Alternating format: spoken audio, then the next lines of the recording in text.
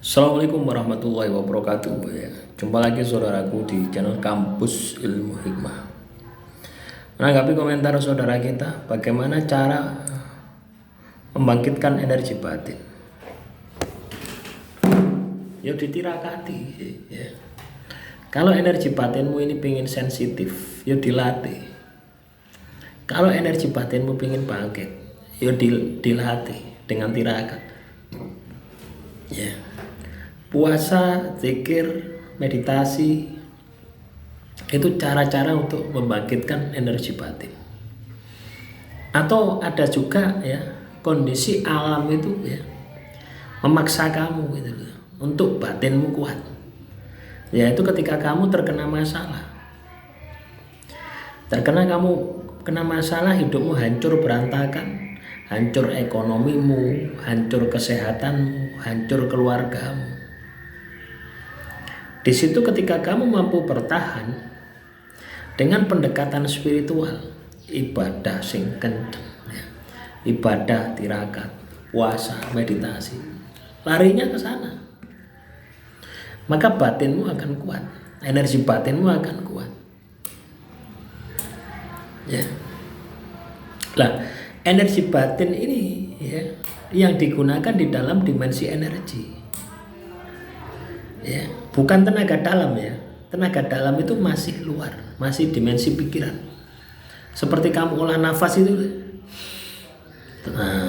tarik lurus, ya. Terus ada yang nyerang, terus terpental, itu masih tenaga dalam, bukan tenaga batin. Tenaga batin lebih halus lagi. Tenaga dalam itu tidak bisa digunakan di dalam dimensi energi, dimensi batin itu tidak bisa. Karena beda frekuensi. Tenaga dalam itu antara tenaga luar dan tenaga batin. Jadi di tengah-tengahnya. Habis tenaga dalam, tenaga batin. Ya. Yang dikeluarkan dari batin. Lah batin ini diolah, ya.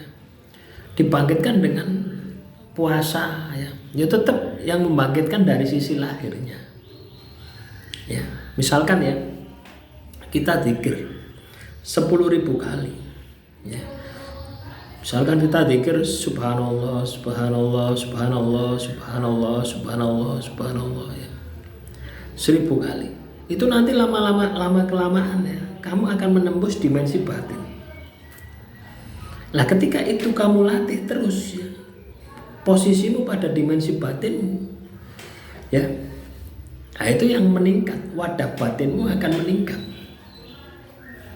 Tapi kalau kamu misalkan masih zikir 1000 kali misalkan ya, subhanallah, subhanallah, subhanallah, ya itu masih dalam permulaan saja.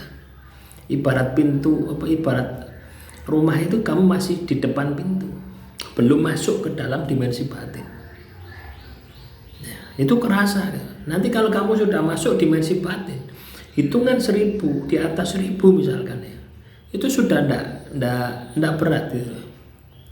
Sudah hilang ya, dimensi jasadmu, dimensi pikiranmu itu sudah ndak komplain, capek lah, kaki kesemutan lah, itu sudah hilang karena kamu sudah menggunakan frekuensi batinmu yang tanpa batas, yang itu merupakan sumbernya dari Sang Pencipta.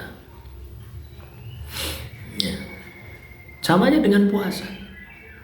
Ya ini lebih ekstrim ya, puasa itu lebih ekstrim karena ibadah yang panjang. Ya, ketika kamu puasa misalkan ya, puasa terus jam 10 ya, ya. Kamu perjalanan. Ya, puasa jam 10 perjalanan, tiba-tiba ada orang jual es campur. Ya. Ya. Pikiranmu kan pingin minum gitu loh. Pikiranmu pingin minum, batinmu bagaimana? Batinmu kan ngempet, menolak, jangan. Kamu puasa, jangan minum, kamu puasa. Lah, bentuk pengendalian diri itu yang meningkatkan batinmu. Ya. Dan kamu dalam kondisi puasa. Ya. Jadi seperti itu. Akhirnya apa? Lama-kelamaan terbiasa ngempet. Membesarlah wadah batinmu. Ketika wadah batinmu membesar, kamu isi dengan perbuatan baik, penuh energi batinmu, dan terpancarkan dalam bentuk aura yang positif, aura kewibawaan. Jadi seperti itu. Ketika batinmu kuat, makhluk halus yang sifatnya negatif yang ada di sekitarmu itu kena pancaran energi, minggir semua, tidak berani ganggu.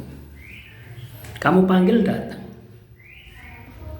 Loh iya, silakan dicoba ya. Jadi seperti itu ya.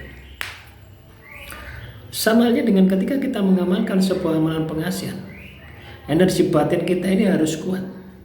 Tujuannya apa? Untuk menundukkan target, untuk menundukkan batin target, untuk menundukkan penghalang-penghalang. Misalkan ada pagaran, ada kotak, ya, itu bisa kita tundukkan ketika batin kita itu kuat.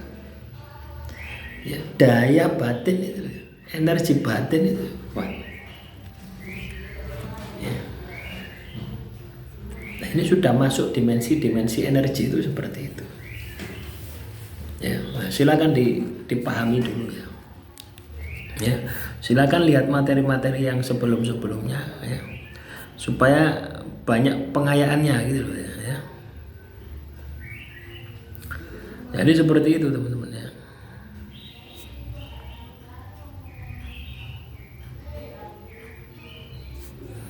Demikian yang bisa saya sampaikan. Semoga materi yang singkat ini ya bisa menambah wawasan Anda ya, untuk meningkatkan energi batin. Yes, ibaratnya paling sederhana ya, meningkatkan energi batin, membangkitkan energi batin itu adalah ngempet ya. Tahu ngempet Anda? Menahan diri, menahan pikiran, menahan batin, itu otomatis akan meningkatkan wadah batin Anda. Nah, tapi ketika kita arahkan lebih maksimal lagi adalah menjalankan perintah Tuhan, ibadah plus ibadah-ibadah tambahan. Ya, contoh misalkan Anda mau puasa Senin Kemis. Ya, bagi orang awam kan berat ya. Puasa Senin Kemis itu kan berat. Tapi ketika kamu bisa menjalani, maka energi batin beda dengan orang yang tidak pernah puasa Senin Kemis. Kamu puasa Nabi Daud, energi batinmu meningkat lagi. Beda dengan orang-orang biasa gitu. Kamu ahli zikir, ahli wirid ya, punya amalan dengan orang yang tidak punya amalan, sudah jelas beda ya. Ketika wadah batin kita kuat, kita akan memiliki kemampuan ya, daya tahan yang luar biasa terhadap masalah-masalah kehidupan. Ya, banyak ini kalau dijelaskan ya panjang ini ya. Saya akhiri ya, ini sudah 8 menit ya videonya ya. Demikian yang bisa saya sampaikan. Semoga materi yang singkat ini bisa bermanfaat. Kurang lebihnya saya mohon maaf. Wassalamualaikum warahmatullahi wabarakatuh. Salam rahayu.